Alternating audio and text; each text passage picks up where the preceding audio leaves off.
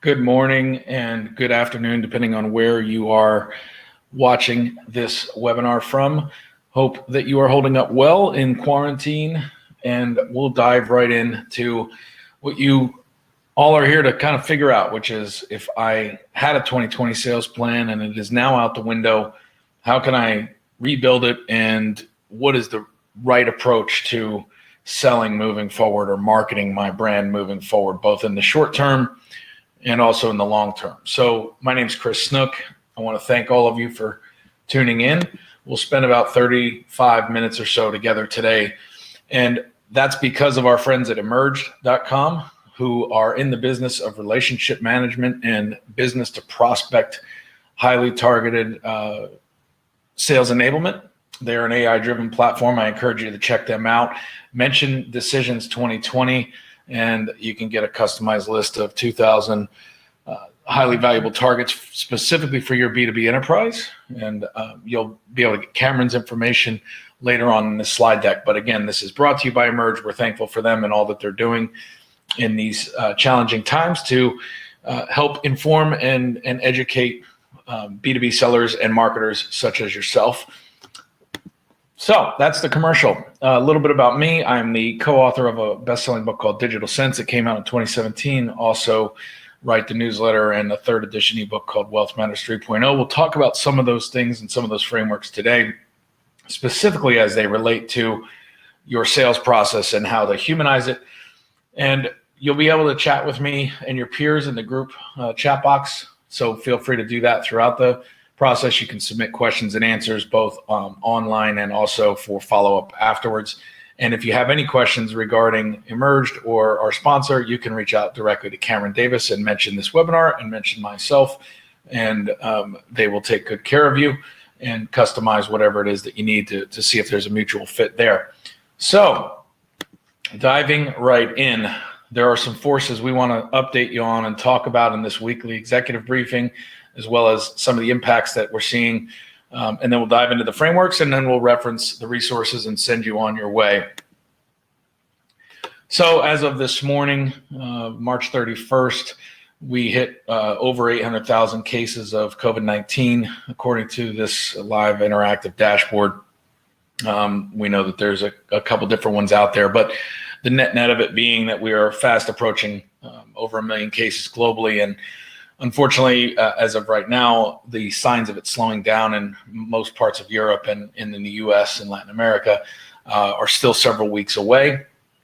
But the real thing that is probably on most people's minds right now, as we are kind of getting used to or getting sick of, depending on where you are, the work from home, stay from home, quarantine restrictions, social distancing restrictions, and we're starting to itch and wonder not only how long this will last, but how long will our prospects be dealing with it? What are some of the macro economic consequences of this that'll play out even once we get this under control and under some level of containment, which seems like that will be probably in short run something that will be experienced in the West as well as globally. But the economic impacts and the uncertainty around that, I think, are on a lot of people's minds. This is a chart just kind of showing one that will likely be hyped up and over dramatized or maybe under dramatized by segments of the mainstream media. So this will be top of mind for many of you, but data came out today that an estimated 32 million people may end up unemployed, either temporarily and some of which on a more permanent basis.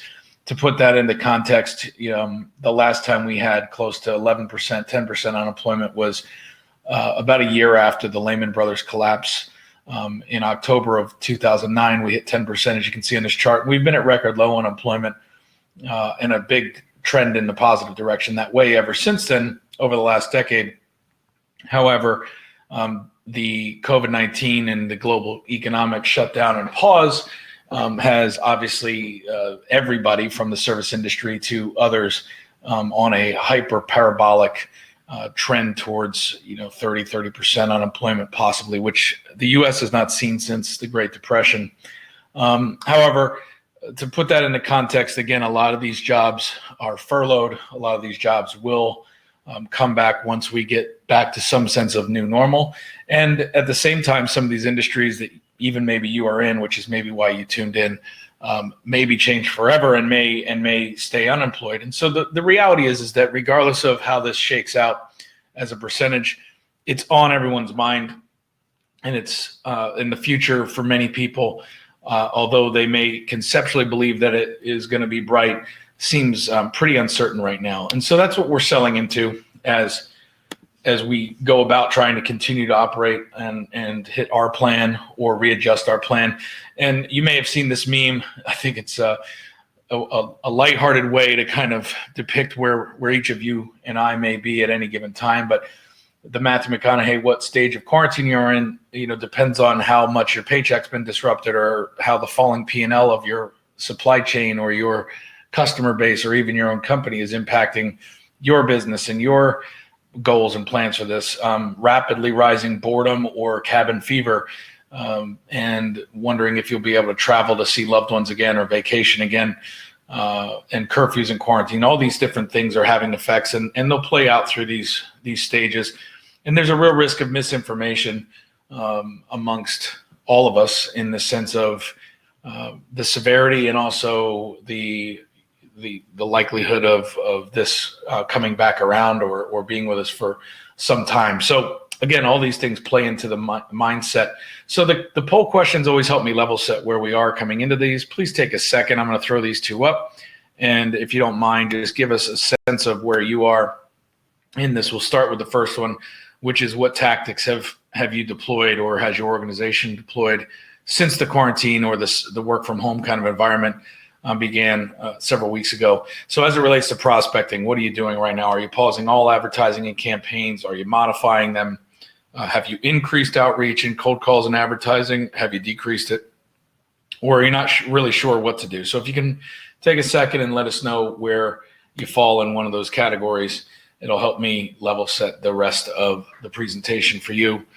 Thank you. As those responses come in, we'll keep moving. Now I'll throw up the other poll here as well, which just helps me understand personally where you may be in this. And so what has you feeling most anxious today?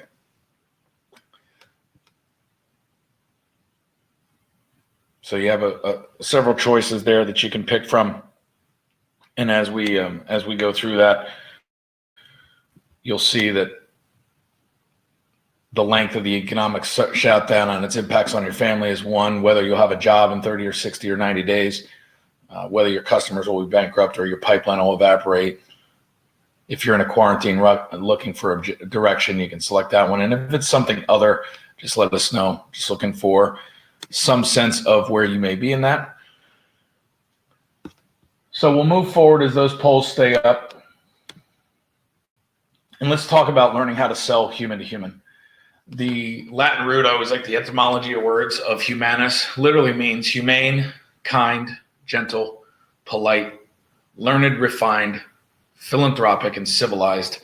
Now, all those words sound like yes, please to most of you hearing that. And really when it means to me to sell human to human is to understand that no matter whether we're B2B, B2C, B2G, we all at the end of the day are selling human to human. Organizations are built with humans, right? And so in any business cycle, being humane, kind, gentle, polite, learned, refined, philanthropic, and civilized is a good idea and a way to differentiate, but certainly in one where on a global scale, everyone has been reset by force to address priorities and living in some level of fear or uncertainty or hope, and depending on the stage that they're in, this is the only strategy, in my opinion, that will resonate. And the risk of doing it wrong is the risk to brand and to relationship that you can take a long time to recover from. So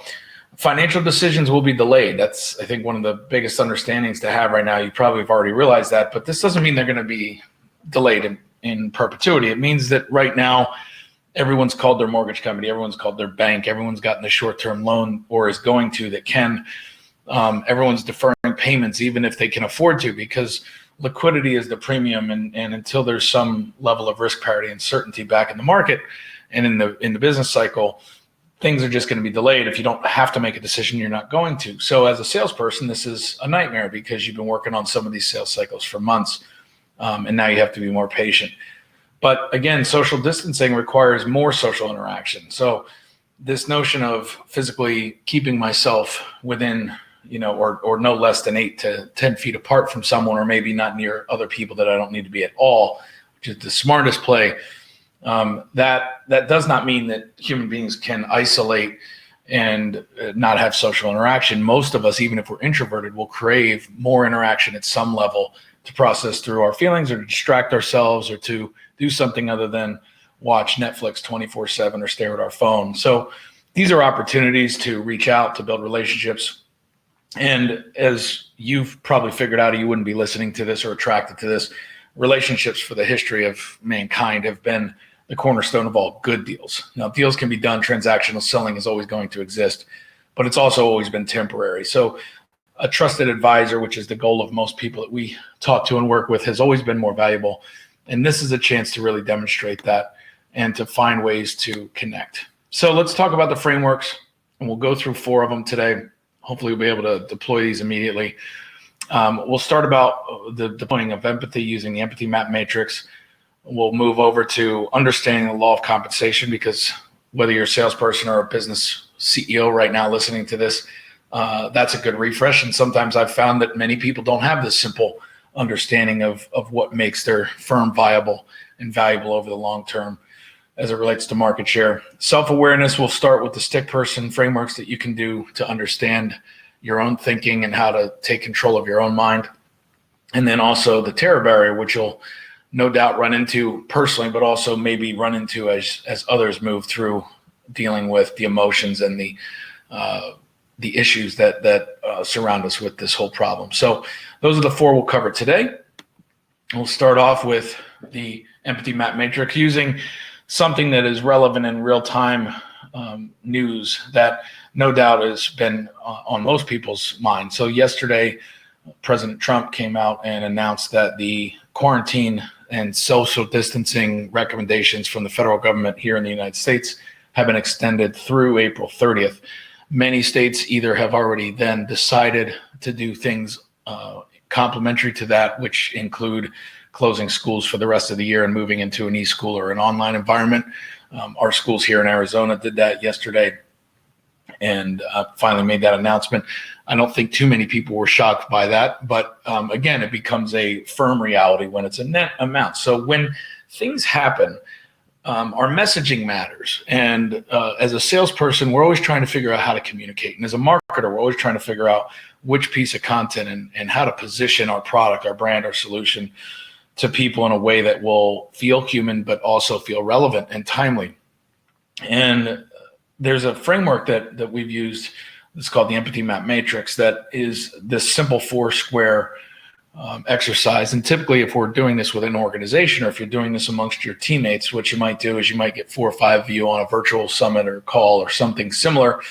It could be even just a regular telephone conference call. And you'd take a question like this and you'd ask everybody to write down on a Post-it note the thought, the feeling, the words they would say, and the action they would take as you run through some of these things. So, for example, we've plotted several here from a conversation I had recently. You just heard that April 30th is the latest quarantine date for social distancing, and that means stay at home and restrict anything that's non-essential. Okay, so when somebody hears that, what is it that they think? So some people will think, did I marry or do I live with the right person? Some people will think, will the stores have more toilet paper soon? Some people think, are my parents going to listen finally?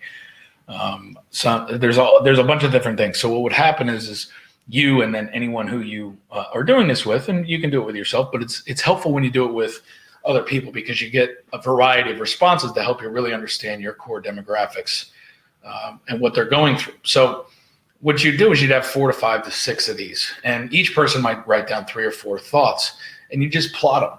And sometimes what will happen is when you're asking them what would you think, they'll say that I'm unprepared, and you facilitate that by saying, well, so is that a feeling? Is that how you would feel? Yeah, I'd feel unprepared. or I'm bored. Okay, that's a feeling. Okay, so you feel bored. So then you would graph those things over in the feel box, because that's a feeling that stems from the thinking. So some people would feel trapped. Some people feel anxious. Some people feel worried. Some people feel scared. Some people feel angry. These are the feelings that people might go through when they hear this. What would they say? Now, this is key, because what you're trying to write down is you're trying to write down the string of words they would actually use. Sometimes there'll be curse words here. Sometimes there will be superlatives. Sometimes there'll be all kinds of slang words. Sometimes there'll be memes. But the bottom line is what does your core audience, the people that you care about, the people that you sell to, that you serve, that you prospect, what are the things that they say? What are the language patterns that they use? Because this should inform the copy of everything from your posts to your outreach to your webinars. So for instance, and they'll see it's in italics. In this case, something that somebody might say when they hear that April 30th is the new quarantine date before anything will be lifted, they might say to someone, I told you this was serious. They might say, we need to get into a healthier routine. They might say, I'm going to the store. Do you need anything? What are the things that they would say? And then lastly, what would they do? Right? So some people will schedule a family Zoom. Some people open up a bottle of wine or their favorite, adult beverage. Some people attend a virtual AA meeting because they don't drink anymore and they need to go there or they're gonna. Some people might sign up for Peloton and start, doing things like set up a Zoom account, set up a fitness yoga account, whatever it may be, right? What are the things that they would do? Some people just watch Netflix, right? So what are the things that your target audience will do? When you have this map, you can now understand how they are feeling, thinking, saying, and doing around these timely, relevant things. And as you reach out to them, it'll inform the way that you reach out and the language and the messaging that you use, whether it be in a LinkedIn cold call or whether it be in a email message or a text to your top 10 clients. So some of the things that you can do to deploy the empathy map matrix after you've done it is, now that you have a better sense of how they're viewing things from those emotions and those actions, you can make a 3x5 card list. We did this in the other frameworks that we talked about last week for decision making, but you can take out those same 3x5 blank cards and you can write down a list of 10 people that you're going to reach out to. It could be a text, it could be a phone call, it could be an email, whatever feels right, whatever you haven't done enough of. Phone calls are great these days. People are actually answering the phone. Text messages to get them on a Zoom or something are great, but you choose, what's relevant to them. But I just write down a list of the people that I want to reach out to. Sometimes it's family, sometimes it's old clients, sometimes it's an old boss or an old partner. Sometimes it's just people that matter, but I haven't talked to in 5 years and I want to let them know, I want to check in on them. But this is something that you can do just daily to be a human and start to reach out. People need to hear from someone they trust and someone who's positive, and quite frankly, you need to do it as well. It'll help keep you sane if you're rattled and you're feeling kind of not sure what to do next, because you never know what kind of insights will come from a conversation when there's no agenda other than the touch base. So those are some simple things that I would encourage you to do immediately, starting today. Now let's talk about the next framework, which is the law of compensation. So this is the secret combination of rules that essentially dictates who gets the majority of rewards. You've probably figured out that in life, whether you want to think it's fair or not, the gap between those who get all the rewards and those who get some of the rewards or those who get none of the rewards is not a big gap. The difference between the compensation of the fourth place person in the 100-meter dash at the Olympics, which is now postponed till July 2021, and Usain Bolt, who has won it for the last however many times as number one, the gold medalist, the difference in compensation is drastic. Now, when you really look at it from a math standpoint, you think, wow, in the finals of that 100-meter dash, 8 people, 8 men, or in the women's one, 8 women, represent the fastest human beings on the planet. Literally the fastest human beings on the planet. And none of us can remember number 5 through 8. None of us can remember number 4. Most of us can't remember without Googling the bronze or the silver, the third fastest human being on the planet or the second fastest human being on the planet. But everyone can remember number 1. We remember him for decades. We remember Carl Lewis. We remember Ben Johnson and his steroid scandal. We remember Usain Bolt. We remember Michael Johnson in the 200 meter and the 400 meter. And this is whether you're a track fan or not. We remember Mary Lou Retton from the 80s. We remember, all these different people. And the reason we remember them is because they took the top spot. And the same is true in business, and the same is true in sales. And what that boils down to is a simple 3-box framework, which is the need for what you and I sell, the need for what you and I do as a professional. How big is it? Now, in some cases, the need may be very niche, right? The industry may be niche. Maybe it's $100 million industry, but your ability to fill that need, which is number 2, means that you get 60% of it. So sometimes you have a smaller industry, the need is small and it's super niche, but your business, your brand, your products deliver that need, and your ability to do that is orders of magnitude better. And so you have the majority market share for any number of reasons. Sometimes the industry is massive and it's a multi-billion dollar industry, and your ability is, top 10%, but because of the size of the industry, you're a multi-billion dollar organization and you're a multi-$100 million or $1 million salesperson. So the need for what you and I do is obviously bucket number 1. The ability to fill that need differentiates how many deals we win versus lose. But our compensation, our overall compensation, our overall market share, our overall stability, the long-term viability, if you will, of our enterprise or our career, if we're a salesperson, is based on how difficult or easy it is to replace me. So the example that I always use, because most people understand it at one level, is professional sports or the NFL. The National Football League, for those not from America.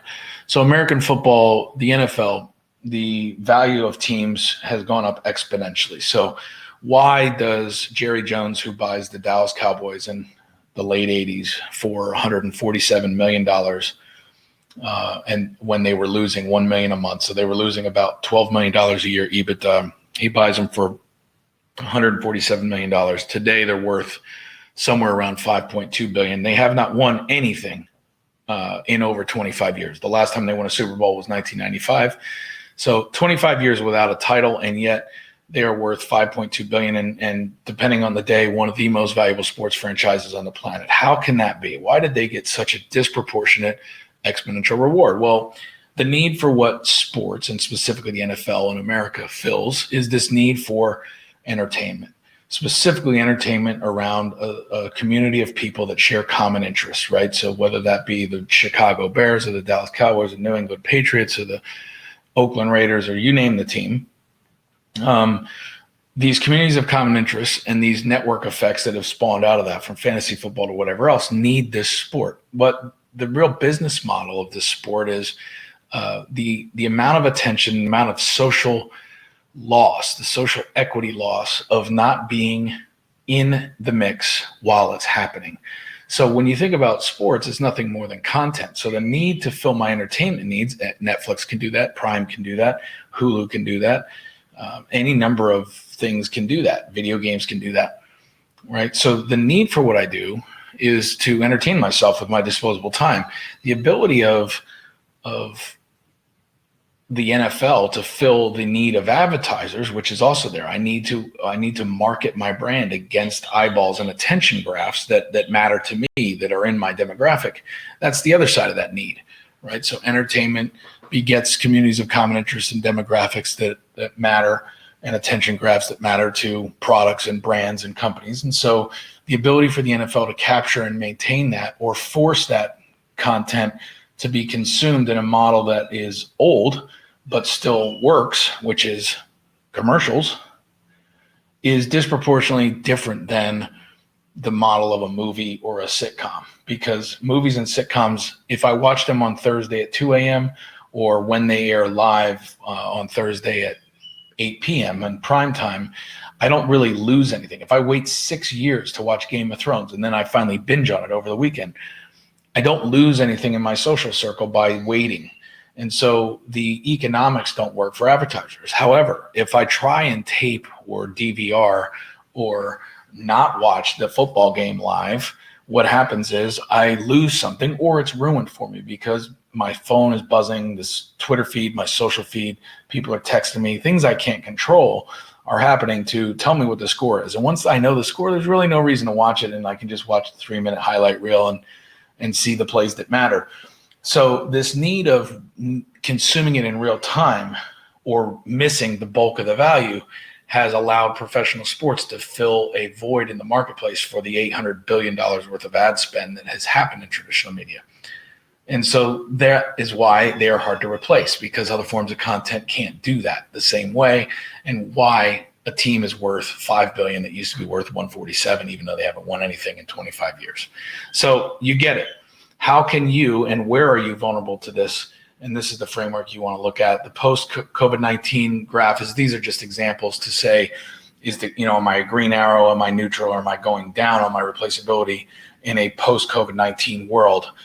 Some of the, the knock-on effects and the behavioral shifts that will happen. For instance, if people sign up for Peloton's 90-day trial like I just did and start consuming personalized fitness, group fitness at home in the comfort of their own studio or master bedroom or wherever, with or without equipment, am I ever going to go back to a gym when I can get that for $13.99?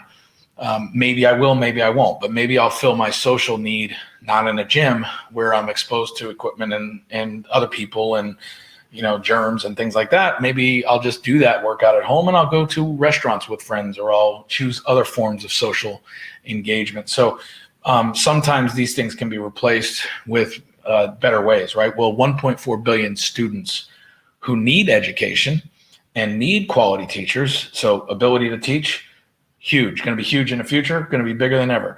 The need for education, huge and only growing in the future. The replaceability of a traditional school model, where I have to show up in a place where there's 30 kids per teacher and it's in a brick and mortar building and it's only in my district and I don't have a choice, or I can take Zoom classes, get the best curriculum in the world, and do some form or hybrid of homeschool / world schooling. When you have 1.4 billion families and students today that are forced into e-learning, even if they didn't want that, and they're forced into work from home, even if they didn't want that, some percentage of that, after months of doing it by force, is going to become accustomed to it, maybe even fall in love with it, maybe even reorganize their day around it.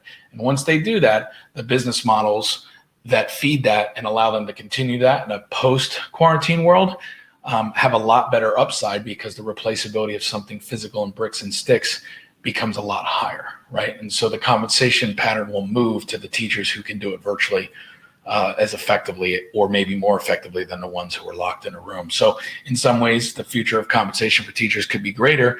It also may feed a lesser amount because less will be needed. So those are some ways to think about that. Now, moving on to the final two frameworks as we wrap up. How to work with the power of your mind. You've probably already heard this before. You wouldn't be in sales, but the mind is our most powerful weapon to use for us. It also can be our most powerful weapon that we use against ourselves. And so most of us don't have a picture of the mind. Thurman Fleet, who was a chiropractor in San Antonio back in the 30s, came up with something called the concept therapy movement, and this is a derivative of that. It's called the stick person. So the short version of this is, if I ask you to think of your mind, most people see a picture on the screen of their eyes and their mind of the human brain. And what Fleet would have told you is the mind is the movement of thought energy. The brain is merely the switching station. So we know that mind is a movement, brain is an organ. And yet most of us, 65% anecdotally polled whenever I've done this for the last 10 years, see a brain when I say picture your mind, because it's the only picture I've had to work with. So this is a picture you can work with from now on that'll be a lot more functional, a lot more helpful to you, understanding how thought moves to and through your mind and into your body and your physical reality. So you have the stick person. This is your mind. This is now what you should see when you hear the word mind across the screen of it. You see the conscious mind and the subconscious mind, and then down below is the physical body. And you'll see the size proportionality of the mind being far larger than the body, because the reality is that we are not physical beings having a spiritual experience. And this is not about religion. This is about science and just fact. We are energy forms or spiritual beings having a physical experience. And we don't know how long this physical experience is going to last, but it's the only thing that we can quantify. It's the only thing we can conceptually understand. It's the only thing we can store memories in right now that we're aware of. So we'll talk about the mechanics of a tear barrier here in a second, but understand that the conscious mind and these five senses that sit on top of it are how most people experience the world. So sight, taste, smell, touch, hearing, these five senses, 95% of human beings, 95% of salespeople, 95% of your prospects right now are hypersensitive because of the current environment. They're always living through their five senses more than they're living through what we'll call the intellectual faculties here in a second, which are the mental muscles. Because after school, most people, whether they admit it or not, are not really put into a position where they're forced to think. And with the age of automation and the age of mobility and smartphones, we've created this sixth sense that essentially programmatically does a lot of our thinking to us. And the algorithms that benefit the business models of Google, Facebook, social media, the news feed, these business models are hijacking our thinking, even if we are a thinking person, because they are feeding us more of our cognitive bias based on our prior actions through machine learning. So we are, as a human race, in the most enlightening time in the history of humanity. And at the same time, we face a digital dark ages from a level of thinking, because our five senses is how we have oriented ourselves to reality, and yet they mislead us. And the way that I give you a simple example of how it misleads us is, all of you at some point have probably stood on a body of water that was bigger than you could see, right? So whether that was one of the Great Lakes or just a huge lake, or whether that was an ocean somewhere standing on the beach. Most of you listening to this have some point stood near a large body of water that went beyond the horizon. And if you've ever done that, you've noticed that there's a boat, or even the sun, if you watch the sunset. And your physical senses, your sight, your hearing, you can't hear the sun, but you can see it. You can't hear the boat off on the horizon, but you can see it. And at some point, that boat disappears. It gets out of your line of sight because it goes over the horizon.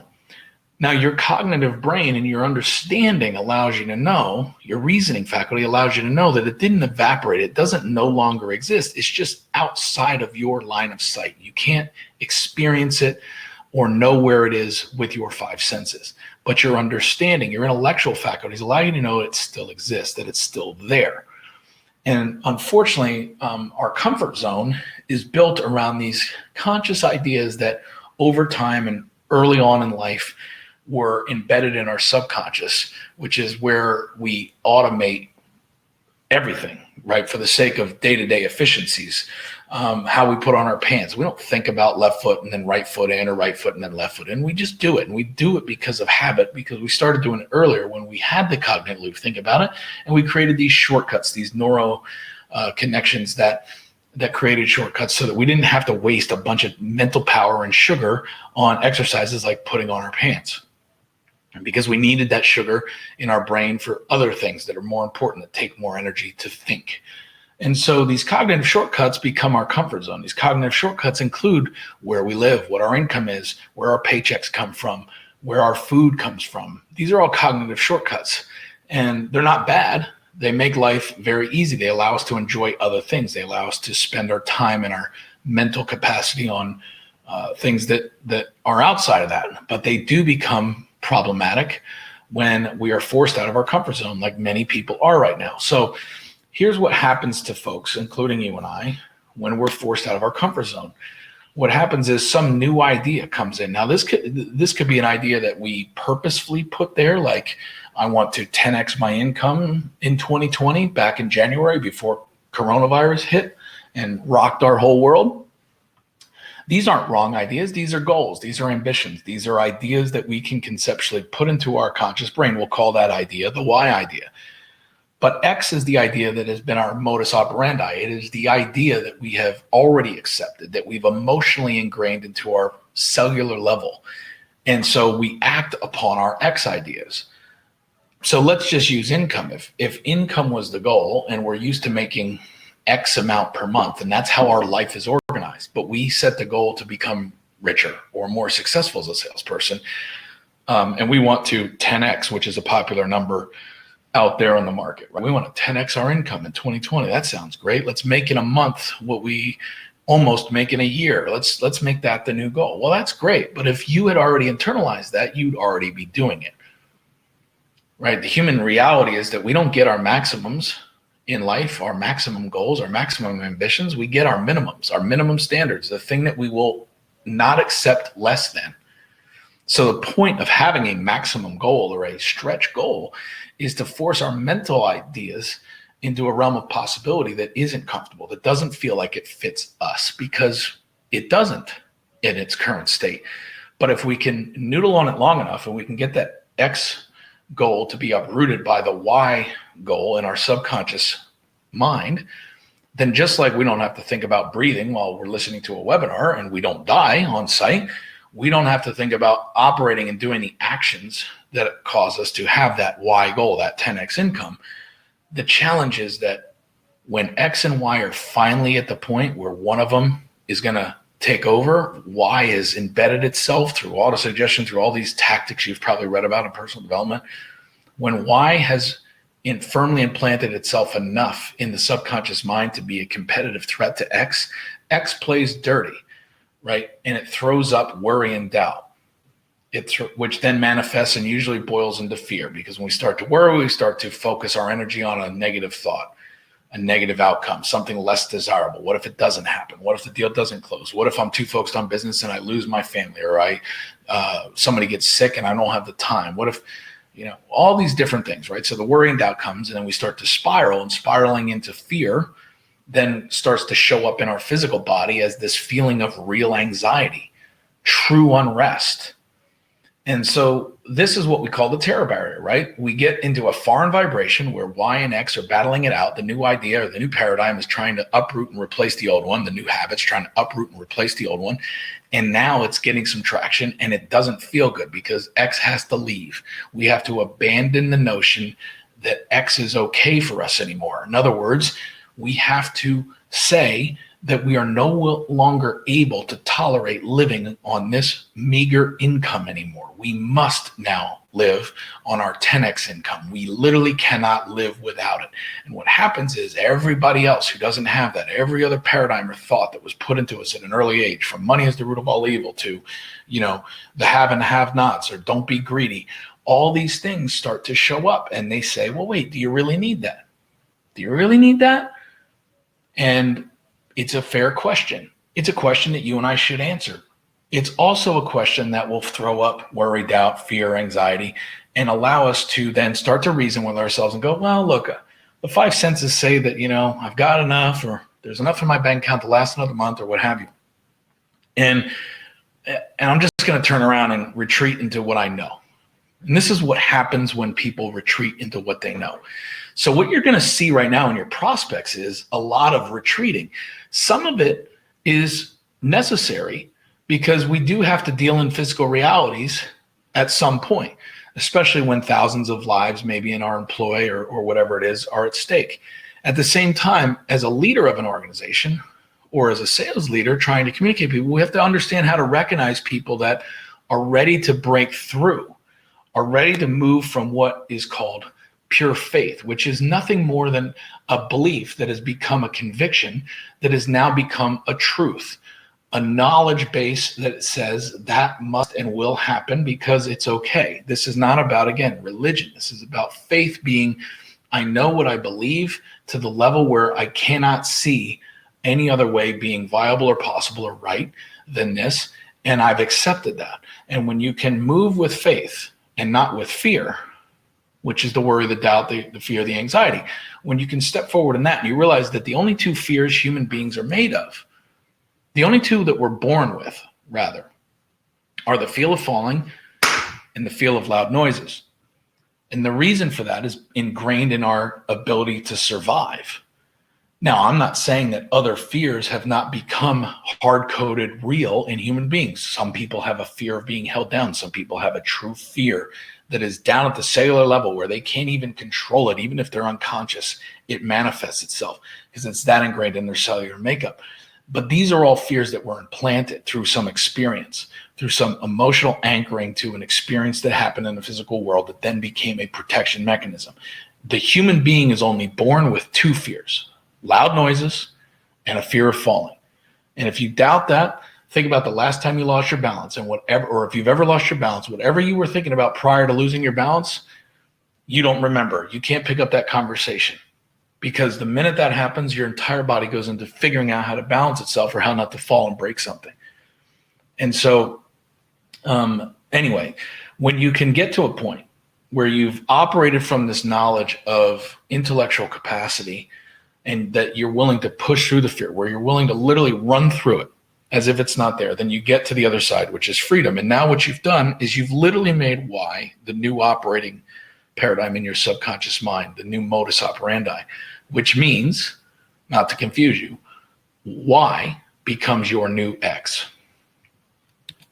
So when you're dealing with people, when you're reaching out to people, when you're listening to people, understand where they are in that, because most people that are successful or ambitious choose to put themselves in a place of discomfort because they understand this game.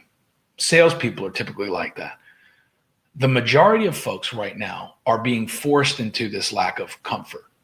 They have zero understanding that this is how their mind works. They have zero understanding or awareness to the fact that they've been forced into this and that there's a major opportunity to break through. All they can see is the discomfort. All they can do is focus on the negative, not because they're weak, because they're unaware. And so again, back to the empathy. When you listen to what they say, when you understand how they feel, you can find a way to reach them from where they are, to be a sense of calm, and then potentially have the opportunity to help them face their own terror barrier without having to become an expert in explaining the stick person, but face through their own terror barrier, to lead by example, to show them a way forward, to be a trusted advisor, to follow, to listen to. And as you do that, they will take your call in the future when they're ready to buy again, when things stable again. You'll be the first on the top of their list. You'll be the first they refer if they've never referred you before. So in summary, as we said last week, an uninvited guest ruined most people's plans for 2020, and everyone's in adjustment mode. So it's time to be a human sense maker and not a sales dog. It's also time to reposition your messaging, rethink your value proposition, and to build deeper relationships. You have to start personally, for your own sake, living more through 6 intellectual muscles, which are your reason, your intuition, your perception, your will, which is your ability to focus and discipline yourself to a course of action, to a discipline, your imagination to invent and create and ask, what if? And thought exercises, things like that, and to cultivate memory. These are all things that are wonderful things you can do. There's plenty of softwares out there and books and things like that that can challenge you to improve your mental muscles and get a workout while you're in this downtime and forced reflection time. So I encourage you to do that. Engage and empower yourself with these time-tested tools. And remember, it's not because Chris said it. It's because history of 10,000 years of recorded history in human existence has told us that these things shall pass, that these things will work out, that it's all going to be okay, and that humanity has shown one thing if it's shown anything, and that is resilience and innovation. And we've always done that after times of crisis, and there's always been a golden age. And I don't think this time will be any different. So thank you for choosing to spend 45 minutes with me and us today. Thank you to Emerged for putting this on. And if you'd like some of these resources or some things to read, you can get those here. These are all sources of where some of this stuff that we talked about came from today, as well as the dashboard that I'm keeping in touch with on the growth of this, as well as Emerge sites. So thank you for tuning in. Have a blessed day, and we'll talk to you next week.